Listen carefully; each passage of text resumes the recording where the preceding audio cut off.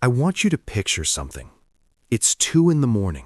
Snow is coming down hard outside your window, the kind of snow that muffles the whole world into silence. You're 67 years old, sitting in your armchair with a cup of cold coffee, and you're thinking, for maybe the 10th time that week, that the house is too quiet without her, without your wife, without Margaret, who passed 3 years ago and left a hole in this house that no amount of woodworking or coffee or small-town routine has ever come close to filling. But then your phone buzzes, and the name on the screen says, Rachel, my daughter, my only child, the single brightest thing left in my world. I picked up that phone expecting nothing more than a late-night check-in. Maybe she couldn't sleep. Maybe the baby was kicking and she wanted to talk. She was 10 weeks along. 10 weeks. And every time she called me, I felt something loosen in my chest, like the grief of losing Margaret had found a small, warm pocket to rest inside. But this wasn't a call. It was a text. 3 words and a location. Daddy, help me. Garage. I was out the door in 30 seconds. I didn't even put on a coat. I drove through that snowstorm like a man who already knew, deep in his bones, that something was terribly wrong, that the quiet in my house was nothing compared to the silence I was about to find. When I pulled up to Rachel's house and threw open that garage door, the smell hit me first. Exhaust. Heavy, invisible, deadly. And there she was, my daughter, slumped over the steering wheel of her car, engine running, the door locked from the outside. But that was just the beginning of my plan. I don't remember how I got her out of that car. I remember the cold of the metal door handle. I remember screaming her name. I remember my hands, these old, scarred hands that have pulled people out of burning buildings for 40 years, shaking for the first time in my life. I called 911. I dragged her to the driveway, away from the fumes, and I laid her on the snow-covered concrete, and I pressed my ear to her mouth, and I listened. I listened so hard that the whole world went silent around me. She was breathing. Barely, but breathing. Stay with me, sweetheart. Stay with me. The paramedics arrived in 11 minutes. I counted every single one of them. At the hospital, the doctor told me she had acute carbon monoxide poisoning. Another 10, maybe 15 minutes, and she would not have survived.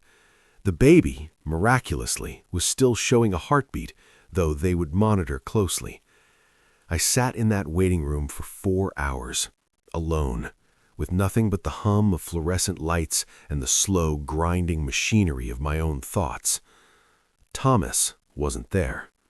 Her husband, the man she had married 2 years ago at a small ceremony by the water, the man who had shaken my hand and looked me in the eye and said, "I'll take care of her, Ethan, I promise." Thomas Grant, son of Richard Grant, owner of the largest construction company in 3 counties, aspiring city council candidate, golden boy of the Virginia coast. He wasn't there. I called his cell, voicemail. I called their home line, nothing. I sent a text, unread. At 7 in the morning, Rachel woke up. She looked at me with those eyes, her mother's eyes, brown and deep, and full of something I had never seen in them before. Fear. Not the ordinary fear of someone who'd been through a scare. This was deeper. This was the fear of someone who knew the truth and had been carrying it alone. "Daddy," she whispered. "I'm here, baby. I'm right here." She closed her eyes for a long moment. Her hand found mine under the hospital blanket. It wasn't an accident. The air left the room. I kept my voice as steady as I could. "What do you mean?" She stopped, swallowed. "We had a fight, a bad one. He said I was ruining everything. He said the baby would destroy his future. He said..." Her voice cracked. "He said I was never supposed to last this long." I felt my jaw tighten. "Rachel." He locked the garage door, Daddy, from outside. I heard the click. I was in there getting something from the shelf, and I heard the door lock, and then I heard his car leave the driveway. She opened her eyes and looked at me. He left me in there, with the car running. He knew.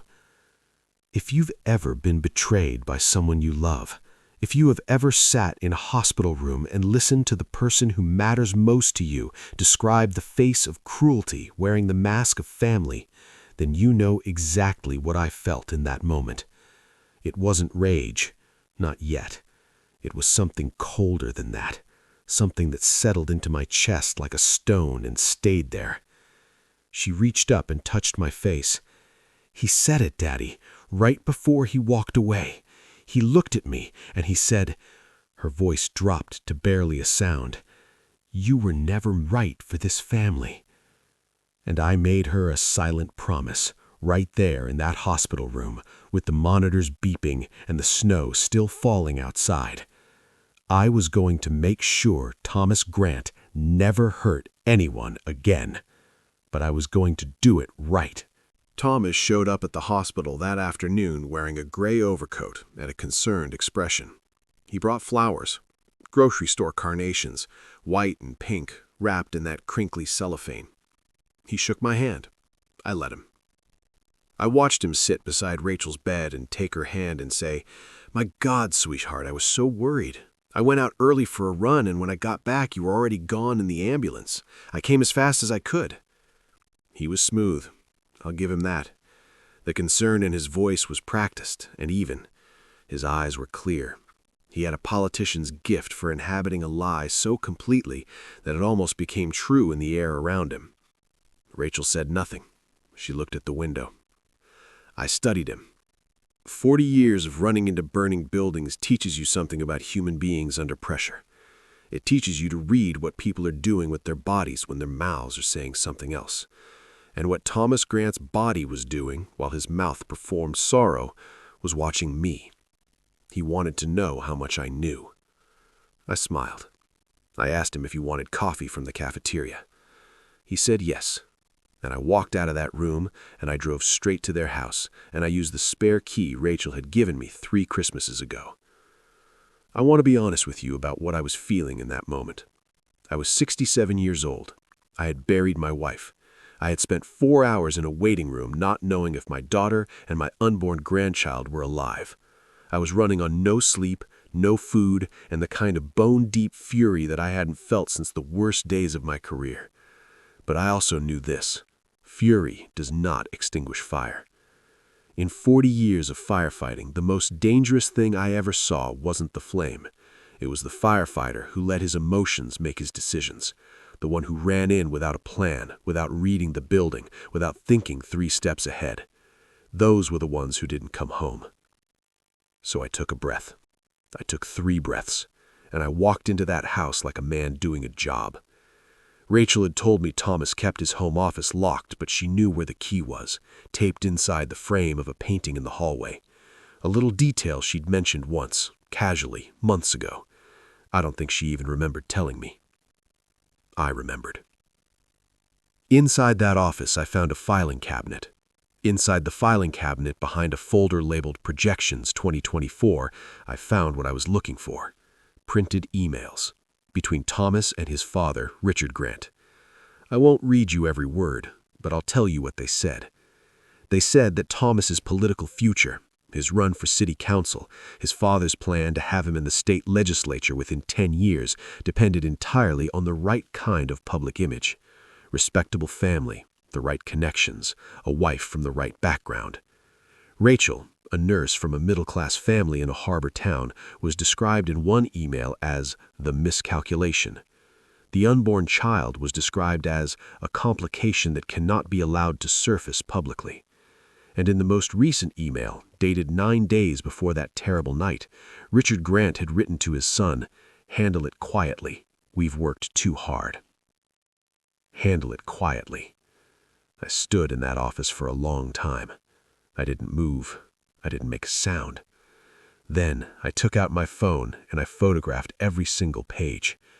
I also found something else, a printed document, a formal engagement announcement pre-drafted between Thomas Grant and a Vivian Holloway, daughter of a state senator, dated for 6 weeks from now.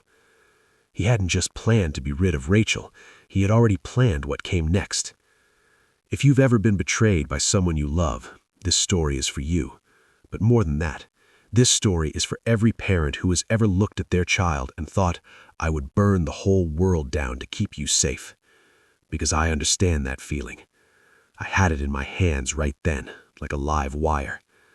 But I put it down, and I started to think. I called 2 people that night. The first was Danny Kowalski, former detective, 22 years on the force, retired to a fishing boat up the coast. We'd been friends since the 90s. Danny was the kind of man who, when you called him at 9 o'clock at night with a story like mine, didn't ask unnecessary questions. He just said, tell me what you need. The second call was to a woman named Carol Sims, local journalist. She'd written a profile on me years back after a particularly bad warehouse fire. She was sharp, ethical, and she had a deep and personal hatred of corruption in local government that went back to a story she'd been trying to break for 2 years about the Grant family's development contracts. I told them both the same thing. I have what you need, but we do this right, or we don't do it at all. The next 3 weeks were the longest of my life. Rachel was released from the hospital, and I brought her to my house. She didn't argue. She packed a bag, and she walked out of that house on the water without looking back. And she moved into her childhood bedroom, and she slept for almost 14 hours the first night. I sat outside her door and listened to her breathe. Thomas called twice. I answered both times, calm and even, and told him Rachel needed rest and we'd talk soon. He believed me, or he pretended to. Either way, he stayed away, and that was what we needed. Danny drove down from the coast, and we spent a day going through everything I had photographed. He knew immediately what we were looking at. He told me the emails alone wouldn't be enough. They were suggestive, not definitive. We needed corroboration. The garage door, Danny said. If that door was locked from the outside manually, there'll be a record. Does the house have a security system? It did. Thomas had installed it himself 18 months ago. Motion sensors, door logs, the whole thing. And because Thomas was the kind of man who never imagined his father-in-law would ever have reason to look, the system was registered through the home network, and Rachel, as co-owner of the house, had full access. We pulled the logs. At 11:47 p.m. on the night in question, the system recorded the garage side door being opened and then locked from the exterior keypad. At 11:49, the front door opened and closed. At 11:51, the driveway camera recorded Thomas's vehicle leaving. Rachel had been found at 2:14 a.m. 2.5 hours. He had left her in there for 2.5 hours.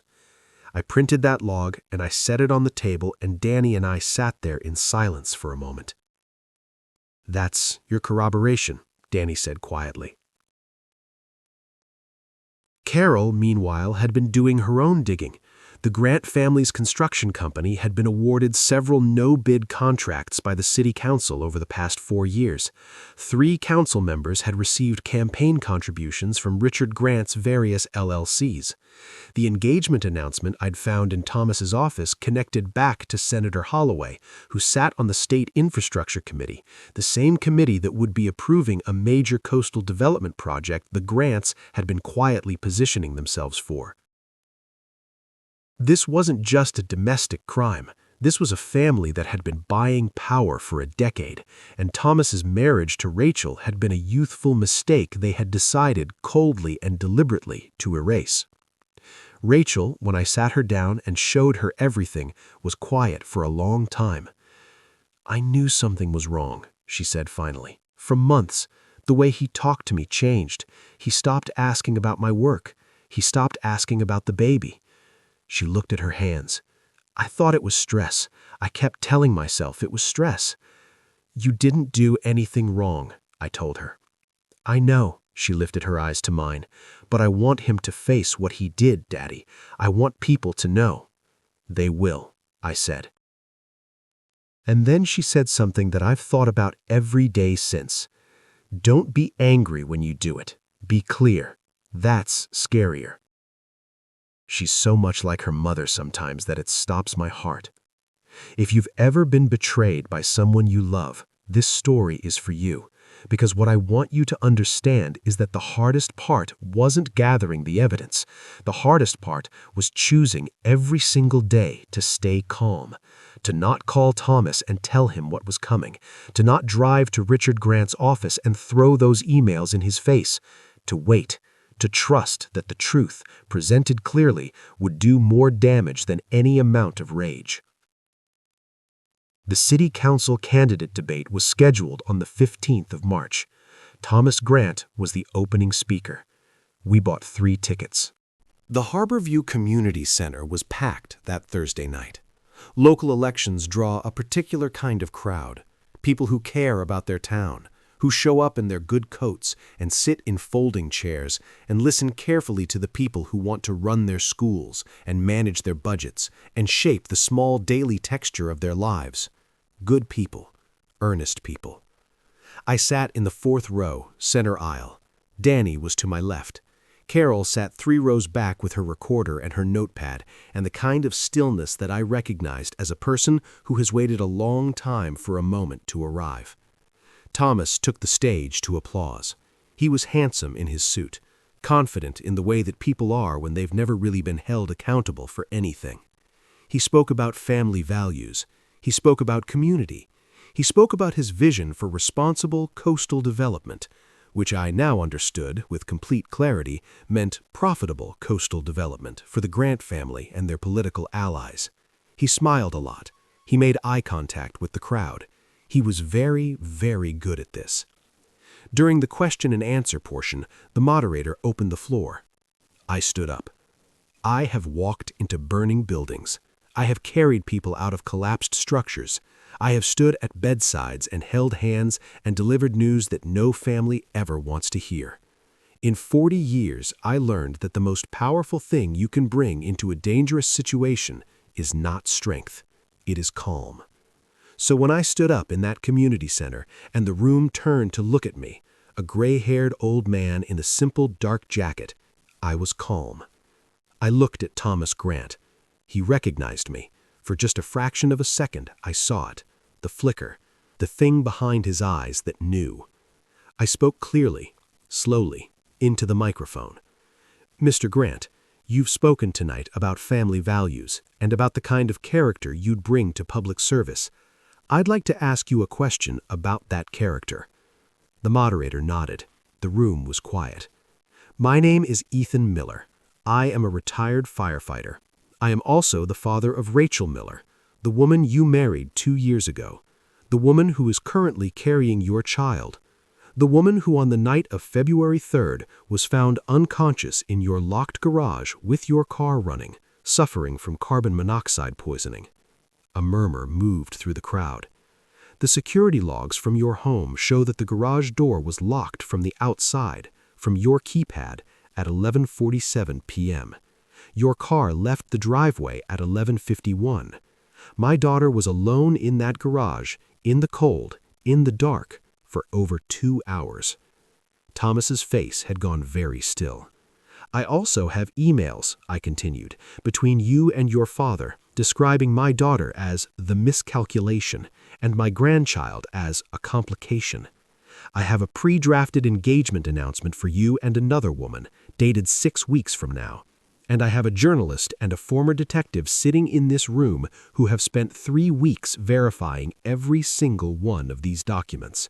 The murmur became a roar. So my question, Mr. Grant, is simple. I held his gaze. You say you believe in family. What kind of man locks his pregnant wife in a garage and drives away? The room exploded. Thomas did not answer. His campaign manager was at his arm in seconds, pulling him toward the side door. The moderator was calling for order. Camera flashes from Carol's photographer lit the room like lightning. I sat back down. Danny put his hand on my shoulder. "You did good, Ethan," he said quietly. I nodded. My heart was hammering, but my hands were steady. That night, Carol's article went live on the regional paper's website. By midnight, it had been picked up by a state outlet. By morning, it was national. The security logs, the emails, the engagement announcement, the medical records from Rachel's hospital stay, which she had given her written consent to release.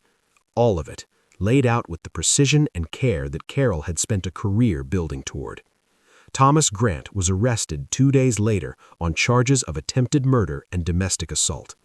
Richard Grant's construction company was placed under financial investigation. 3 city council members quietly announced they would not seek re-election, and Senator Holloway, in a brief public statement, confirmed that his daughter's engagement to Thomas Grant had been called off. If you've ever been betrayed by someone you love, this story is for you, because I want you to know something. Standing up in that room wasn't the hardest thing I've ever done. It wasn't even close. The hardest thing was the 4 hours in that waiting room, not knowing if my daughter was alive. Everything after that was just work, and I know how to work. The trial took 8 months. I won't walk you through all of it. Trials are slow and exhausting and full of moments where the legal machinery grinds against the human reality of what happened. And you sit in those hard wooden benches and you remind yourself over and over why you chose this path instead of the other one. Thomas's defense team was expensive and capable. They argued that the garage door log was inconclusive. They suggested Rachel had been despondent due to pregnancy-related anxiety. They tried to paint a picture of a troubled marriage with 2 imperfect parties. Rachel testified for 3 hours. She sat in that witness box, 5 months pregnant by that point, and she answered every question with the same quiet precision she brings to her nursing work. She did not cry. She did not waver. She looked at the jury and she told the truth, simply and completely. And when the defense attorney tried to rattle her with insinuations about her emotional state, she looked at him calmly and said, "I was happy in my marriage until I stopped being useful to his career. That's not instability, that's grief." I was sitting in the gallery. I had to press my fist against my mouth to keep from making a sound. The jury deliberated for 2 days, guilty on both counts. The judge, a woman named Honorable Patricia Dunn, who had a reputation for speaking plainly, addressed Thomas before sentencing. She said that the misuse of family for political ambition was a particular kind of corruption, that the people most trusted to protect the vulnerable had instead treated a pregnant woman as an obstacle to be removed, that the courtroom had heard considerable evidence of premeditation, of family coordination, of cold and calculated cruelty dressed in the language of respectability. And then she said something I wrote down and have kept ever since. A man who cannot protect his family has no business claiming to protect his community. Thomas Grant received 12 years.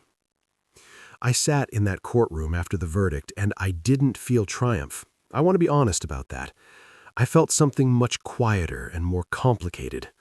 Relief, mostly, and sorrow for the marriage Rachel had believed in, for the years she'd spent trusting someone who'd been calculating behind her eyes, for the baby who would grow up without a father who deserved the title.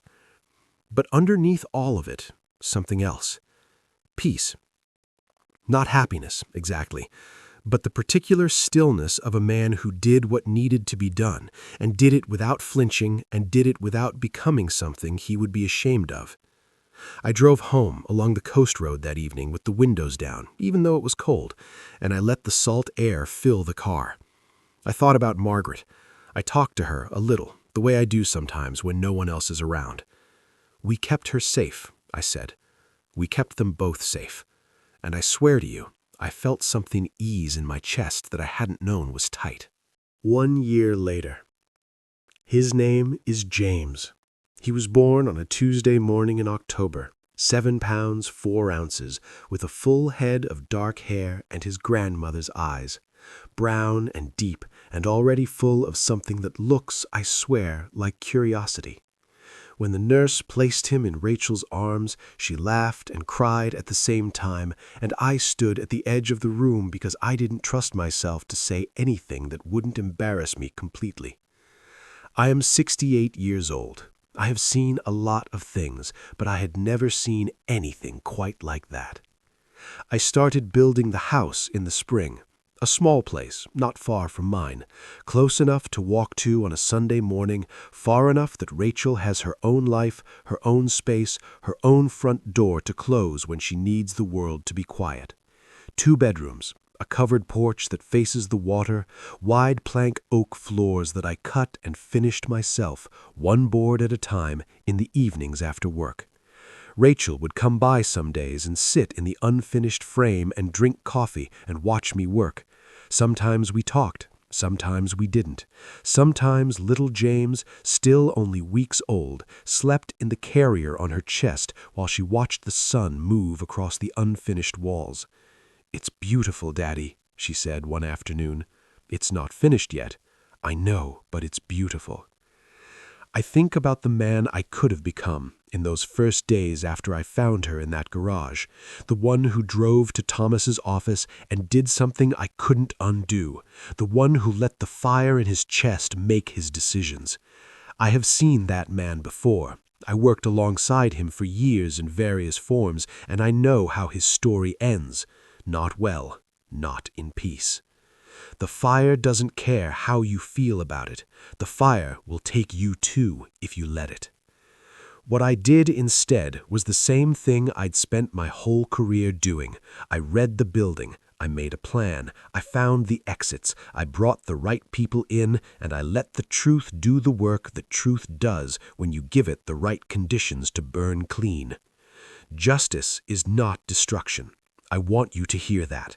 Justice is not about burning down what hurt you. It is about restoring what was taken, about saying to the people you love, you matter, your dignity matters, the truth of what happened to you matters, and I will stand in any room, in front of any crowd, to make sure the world knows it. That is what Rachel deserved. That is what any of us deserve. Every Sunday now, the 3 of us sit at the kitchen table in that little house by the water. I make eggs, Rachel makes coffee, James sits in his high chair and slaps the tray with both hands and laughs at things only he can see. And I think, this is it. This is the whole point. I look at my grandson, at his grandmother's eyes in a face that is entirely his own, and I think about what I want to give him. Not money, not position, not the kind of family name that has to be defended with cruelty. I want to give him this, the knowledge that when the people he loves are in danger, he will know how to be steady, how to be clear, how to do what needs to be done without losing himself in the doing of it. One afternoon, when James was about 3 months old and we were sitting on the porch watching the tide come in, I held him in the crook of my arm and I said, very quietly so only he could hear, "Family isn't about blood, little man. It's about who shows up, who stays steady, who builds the house and keeps the lights on and drives through the snow when someone sends 3 words and a location." He looked up at me with those wide, unimpressed baby eyes. I laughed. The sun was going down over the water, painting everything orange and pink and gold. Rachel was inside, singing something softly to herself. The oak floors creaked under her feet. The house smelled like coffee and sawdust in the sea. For the first time in a long time, I felt no anger at all, not even the small cold residue of it that had been living somewhere in my ribcage since that winter night. Just this. Just warmth, just the particular joy of a man who fought for the right thing and won, and then came home and built something beautiful in the place where the damage had been. Thomas Grant is serving his sentence. Richard Grant's company is under federal oversight. The coastal development deal fell apart without the political connections that propped it up. 3 council members went home. The town is a little bit cleaner, a little bit more honest than it was before. And out here on the porch, in the salt air and the fading light, none of that really matters anymore. What matters is the weight of my grandson in my arms. What matters is my daughter's voice through the open window. What matters is that I kept my promise. Real family is the people who actually want you there. That day in the courtroom, justice was finally served, and out here on this porch, with the tide rolling in and the light going gold, I'm free, truly free, not from grief, not from memory, but from the weight of a wrong that needed to be set right. Margaret, wherever you are, we did good. And I'll leave you with one question, friend. Because if you've stayed with me this long, through the cold and the courtroom and the long months of waiting, then you know what was at stake. You know what it costs to love someone completely, and you know what it costs when that love is used against you. So I ask you this, from one honest heart to another. What would you have done?